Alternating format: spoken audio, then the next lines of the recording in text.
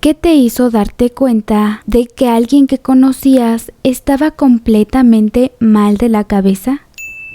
Tuve una amistad con un joven que padecía alucinaciones. Era un problema poco frecuente. Sin embargo, la cosa cambiaba al ser un devoto religioso, pues se metía en el beat de que Dios le estaba dando órdenes y justificando en ello sus acciones. Nunca llegó a nada malo hasta donde recuerdo, pero era muy inquietante. Religión y esquizofrenia son una mala combinación.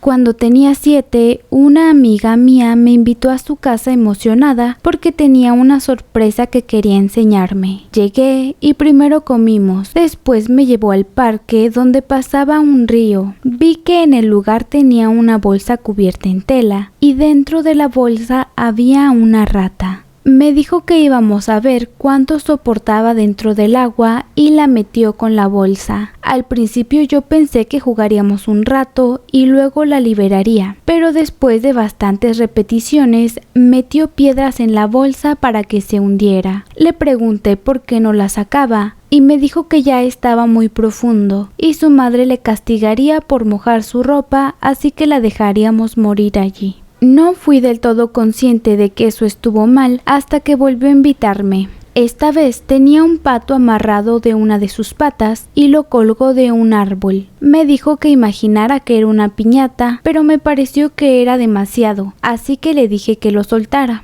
En medio de la discusión, uno de los de seguridad del parque nos llamó la atención por lo que estábamos haciendo y no se volvió a repetir.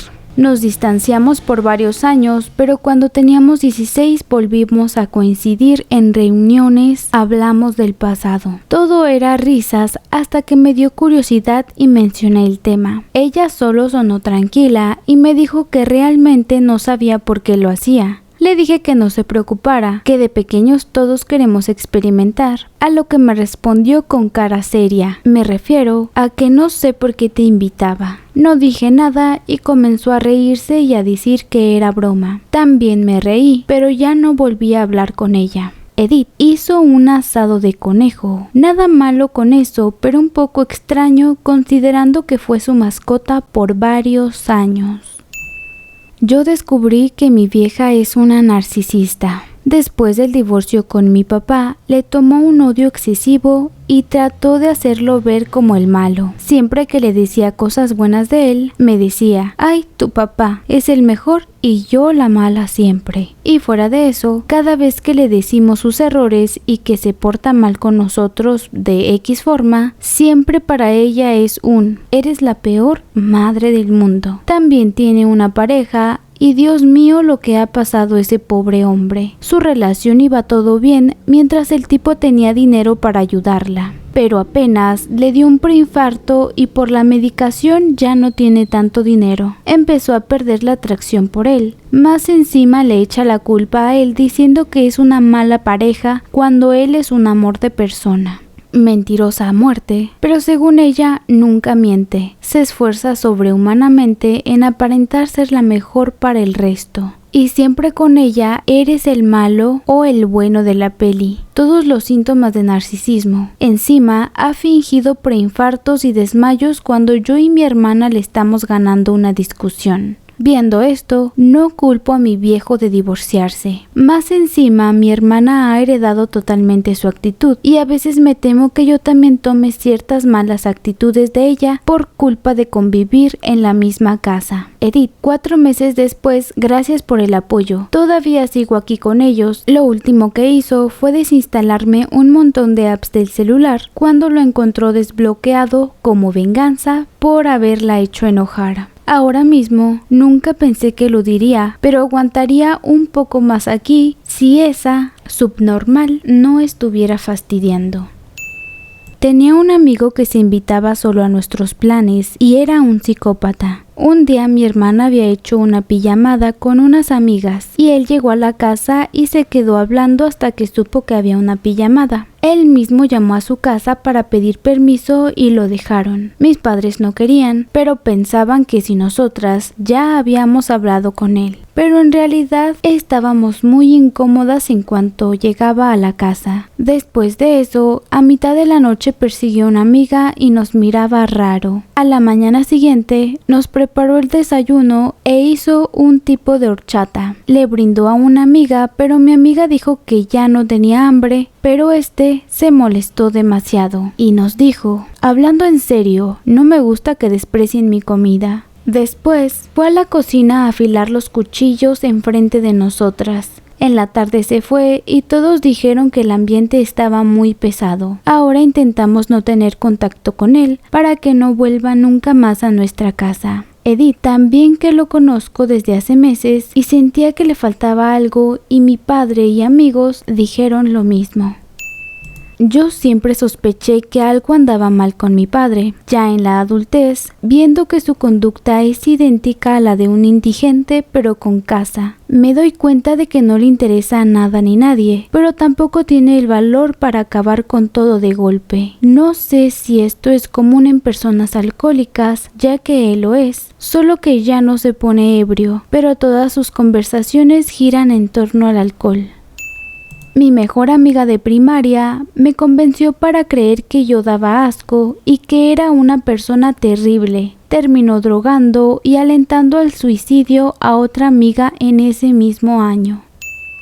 Había una chica que en ese tiempo recientemente había conocido en un círculo acerca de un tema en común. Rápidamente nos volvimos amigas. Realmente pensaba que era amigable hasta que empecé a relacionarme más con la demás gente del círculo. Y esta chica empezó a tratarme del asco y a hacerme a un lado. Me hizo dejar de tener confianza en mí misma y a hacerme creer que era una molestia para todos, con muchas de sus acciones hacia mí. Me alejé de ella y recientemente me la enfrenté al volverla a ver, ya habiendo entendido que no había sido mi culpa sino de ella. Y ella dijo que yo era quien estaba loca por decirle las cosas como yo las viví. Me empezó a hablar un amigo de un conocido mío porque le parecía interesante según él. Era un tipo extraño, era realmente la definición de un sad boy psycho killer. Resulta que a pesar de que me levantaba todas las alarmas, decidí aún así no juzgarlo y juntarme con él en persona. Habló toda la cita de cómo era un violento físicamente. Habló de su expareja y cómo era una perra por rehacer su vida después de él.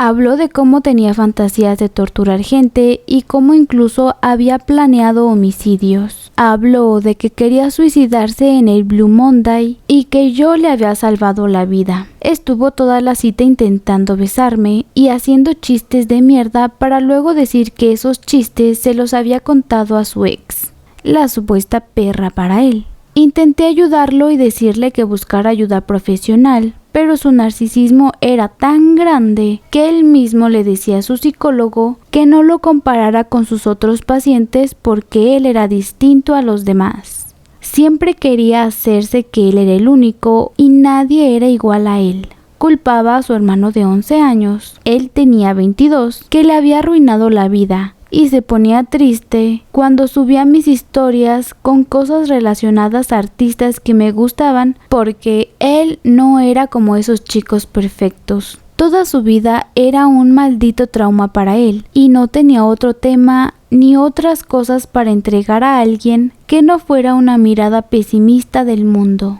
y decir que todos le habían hecho daño y que la sociedad debería morir porque él era el único y diferente. Se refería a las mujeres como mujeres de mierda y luego se excusaba en que así hablaban donde trabajaba. En fin, intenté no juzgarlo, pero me dio demasiado miedo y rechazo cuando empezó a hablar de matar personas y cómo torturarlas. Espero algún día pueda sanar su cabeza o al menos no hablar así de las demás chicas como si fueran putas y excusarse en la moral y la ética para no aceptar que estás loco. De la noche a la mañana sabía varias cosas sobre mí que no le había contado y extrañamente tenía las respuestas correctas a cualquier pregunta que le podía hacer. Lo que realmente me aterró fue cuando dijo que se casaría conmigo y que solo podría estar con él. Ni familia, ni amigos, gente, nada. Que no necesitaría salir de casa para ser feliz. Hace como 2 meses, el hermano de mi abuelita, que vive como a 6 metros de mi casa, escuchaba que personas le reían y hablaban de él. Y pues toda mi familia creyó que eran los vecinos que suelen hablar mal y a reír mucho. Una mañana me llamó llorando a la ventana porque ya no soportaba y yo fui y grabé cada sonido que saliera y nunca escuché. Ahí ya empecé a sospechar. Otro día ya no podía más con esto y nos dijo que las voces le dicen que tome veneno de rata, que se suicide y que viole. Él es muy buena gente, lo dijo llorando y tiene miedo de hacer esas cosas. Se le está medicando, ojalá no se agrave más.